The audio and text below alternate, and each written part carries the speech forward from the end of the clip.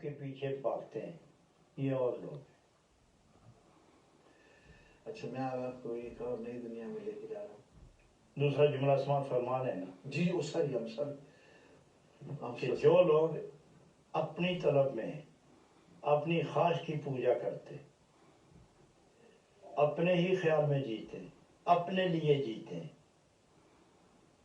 دنیا میں رہ کر جو کرتے وہ اپنے لیے کرتے ہیں کہ میرا نام، کام، مقام بلند ہو اور دنیا والے احترام کریں.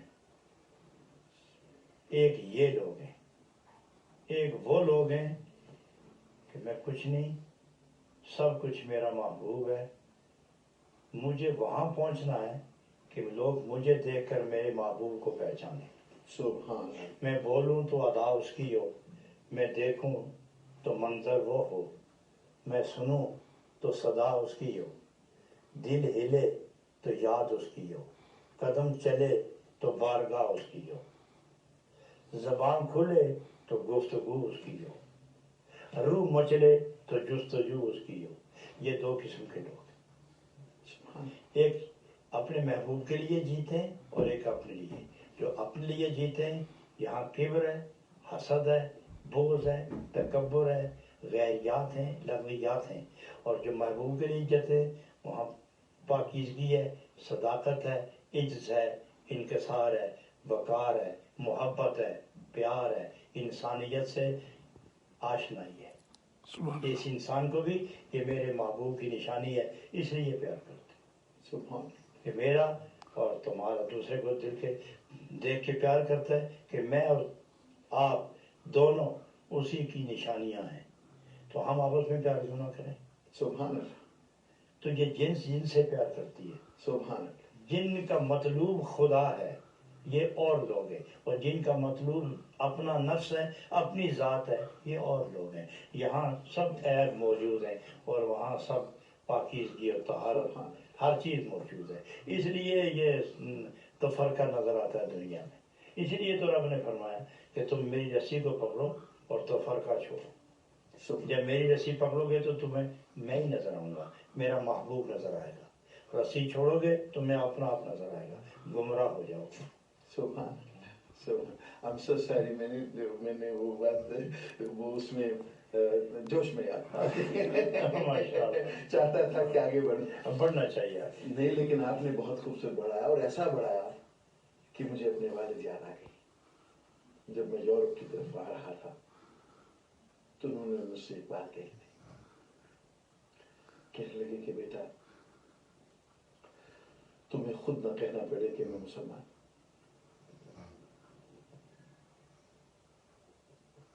ماشاء اللہ، یہ بہت بڑی بات یہ. اور الحمدللہ. اچھا جی، اب یوں ہے کہ قرآن حکیم ہی تو تمام علوم کا منبع ہے. بے شک.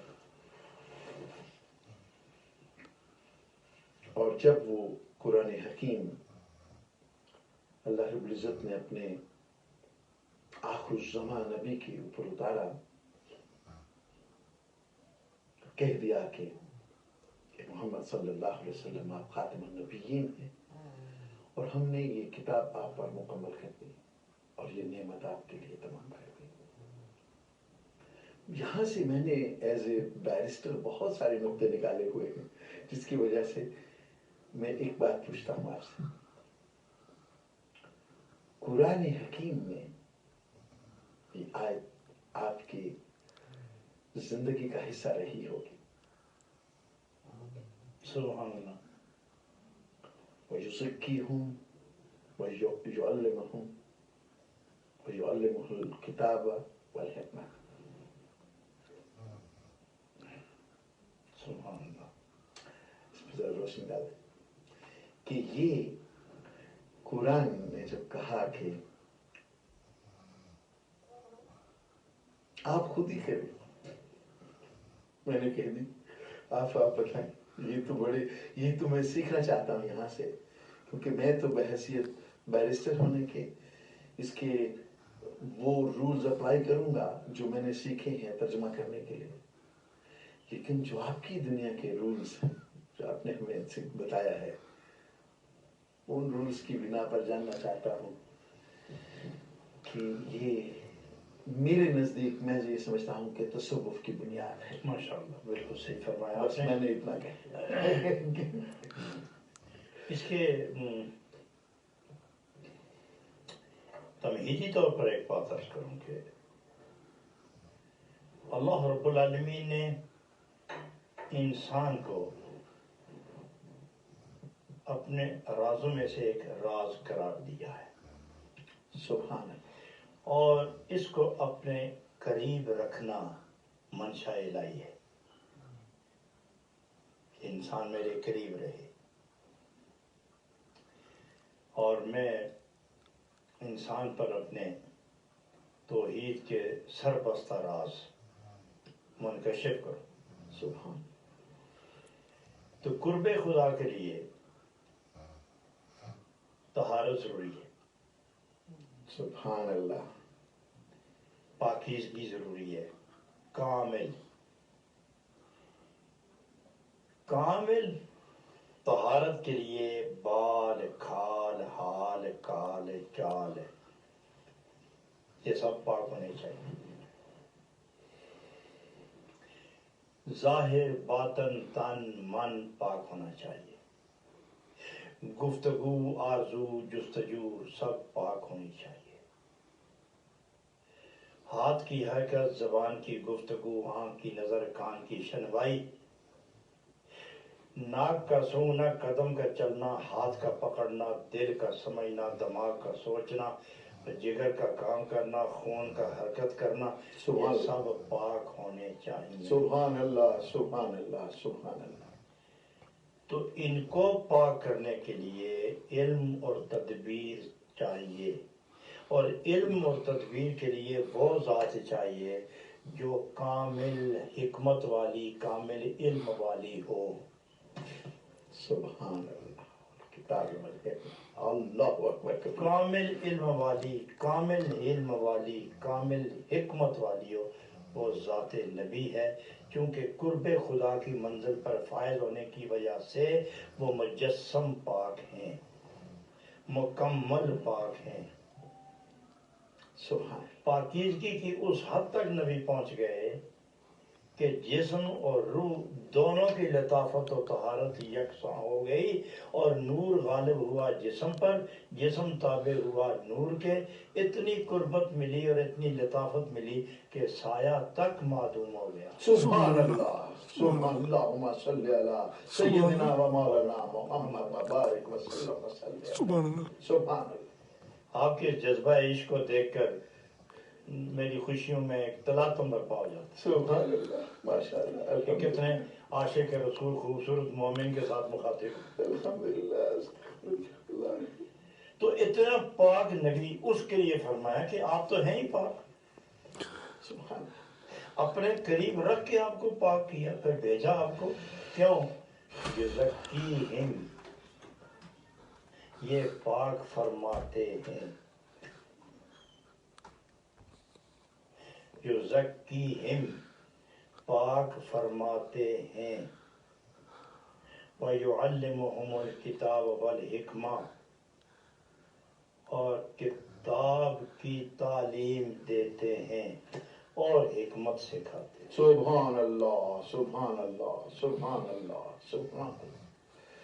یہ سارے مظاہرے کے دن ہیں، اور مظاہرے میں ہمیشہ دو زمانے رہتے ہیں، سبحان اللہ، حال اور مستقبل۔ اللہ، سبحان اللہ۔ نبی چونکہ سارے عالم کے لیے ہیں اور قیامت تک کے لیے، تو اس لیے صیغہ بھی ماضی کا نہیں، مضارع کا استعمال ہوا کہ جو نبی آج نبی ہے یہ کل بھی ہوگا، پرسوں بھی نبی، اس کے بعد بھی نبی، قیامت تک کا نبی۔ تو تزکیہ اور تعلیم کتاب و حکمت کا سلسلہ ظاہر رہ کر زمین کے اوپر تھے تو بھی جاری تھا، اور تھوڑا پردہ فرمایا تو بھی جاری ہے۔ سبحان اللہ، سبحان اللہ، سبحان۔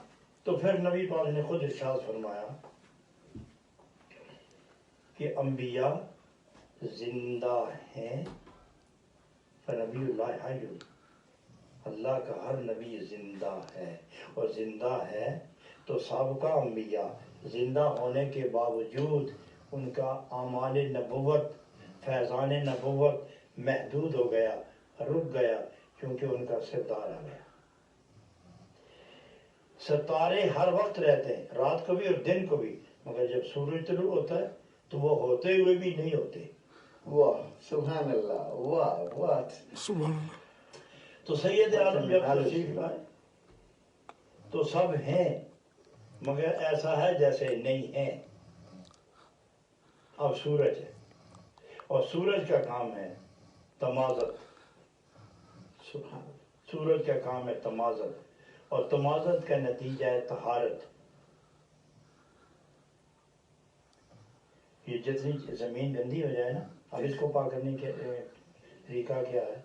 دھوپ، صرف دھوپ ہے نا، دھوپ جلاتی ہے اس کو۔ تو گویا سورج کا کام ہے تمازت، اور تمازت کا نتیجہ ہے طہارت۔ اور فیضان نبوت میں تمازت ہے، محبت ہے، اور محبت کے نتیجے میں عطاعت ہے، اور جب عطاعت ہو تو تزکیہ شروع ہو جاتا ہے۔ سبحان اللہ، اسی لیے اتی اللہ و اتی الرسول بار بار کہا گیا، اس لیے سبحان اللہ، عطاعت ہے، اور عطاعت میں ومن یطع اللہ ورسولہ فقد فاز فوزا عظیما، اللہ اکبر کبیرہ، سبحان اللہ، سبحان یہ تھی حکمت۔ اس حکمت کے بنا پر فرمایا فَيُزَكِّيهِمْ وَيُعَلِّمُهُمُ الْكِتَابَ وَالْحِکمَةَ۔ سبحان اللہ۔ سبحان اللہ، کتاب سے علم شریعت ہے، حکمت سے علم باطن ہے۔ علم شریعت بھی دیا، علم باطن بھی دیا۔ علم باطن جو کسی وقت خدا سے دور نہ رہنے دے، اور علم شریعت جو کسی وقت احکام سے غفلت نہ برتنے دے۔ گویا روحانیت میں قرب کی منزل رہے، اور بشریت میں اطاعت کا مقام رہے۔ سبحان اللہ۔ اب میں یہاں ایک چھوٹا سا لذیذ واقعہ عرض کرنے لگا ہوں، 2 جملوں میں، جی جو آپ کے وجدان کے عین مطابق۔ سبحان اللہ، جب رابعہ بصری اذان سنتی تھی نا، تو آپ کے چہرے پر زردی چھا جاتی، اور آپ پر ایک حیرت، اور جس طرح کو مغموم آدمی ہوتا ہے، اور اس کے چہرے پر یاس و حسرت کے آثار نمودار ہوتے ہیں، اس طرح وہ چہرہ تبدیل متغیر ہوتا، اور جسم پر حرکت، ارتعاش، لرزہ بر اندام ہو جاتی۔ تو آخر سب جو آپ کی خدمت میں رہتے، خادمہ رہتی، پوچھنے پر مجبور ہوئے، حضرت یہ کیا قصہ ہے کہ اذان سنتی ہیں تو آپ رو پڑتی ہیں، اور سارا جسم حرکت میں آتا ہے، اور آپ پر کب کبھی طاری ہوتی ہے، اور خوف و پریشانی آپ پر وارد ہوتی ہے، کیوں؟ تو آپ نے جواب دیا، اے عقل والو میری بات سمجھو، اذان ہوتی ہے نا، تو جو ادھر کے لوگ ہیں، عام لوگ ہیں، یہ سوچتے ہیں کہ عصر ہو گئی، ظہر ہو گئی، فجر ہو گئی، عشاء ہو گئی، چلو وضو کریں، نماز پڑھیں۔ ان کو نماز یاد آتی ہے، یہ نماز تک پہنچتے ہیں، یہ عام لوگ ہیں۔ اور جب مجھے اذان کی آواز آتی ہے تو روح اور دل پکارتے ہیں، اللہ اکبر، رابعہ تیرے حساب کا وقت آ گیا، میدان محشر قائم ہو گیا، اور رب کے سامنے تو حساب کے لیے اب تیاری کر۔ اور تو جب میں دیکھتی ہوں کہ میرے دامن میں کچھ نہیں، تو میں حضور خداوندی کس طرح حاضر ہوں گی، تو میرے جسم پر کبھی قائم ہوتی ہے، کیونکہ میرے پاس کچھ نہیں، میرے پاس کچھ نہیں، میرے پاس کچھ نہیں، میں کیسے جاؤں، کہاں جاؤں؟ نہ جانا بھی ناممکن ہے، جانا ہی ہے، کیا لے کے جاؤں؟ سبحان یہ ہیں وہ لوگ جو قرب کی لذتوں سے آشنا ہونے کے بعد حضور خداوندی کے تصور سے ہر وقت مسرور رہتے، مسرور اور مسحور رہتے ہیں، اور انہیں حضور خداوندی کا جو تصور ہے یہ کسی وقت آرام نہیں کرنے دیتا۔ صبح غافلوں کو اذان بیدار کرتی ہے، اٹھو سجدے کا وقت آ گیا، اب تو سجدہ کرو، ہم اعلان کرتے ہیں اٹھو۔ اور جو خواص لوگ ہوتے ہیں انہیں حضور خداوندی حاضری کا احساس پیدا کر کے انہیں بے چین بے قرار کر دیتا ہے۔ آپ کی کیفیت دیکھ کر میں کمزور پڑ گیا ہوں۔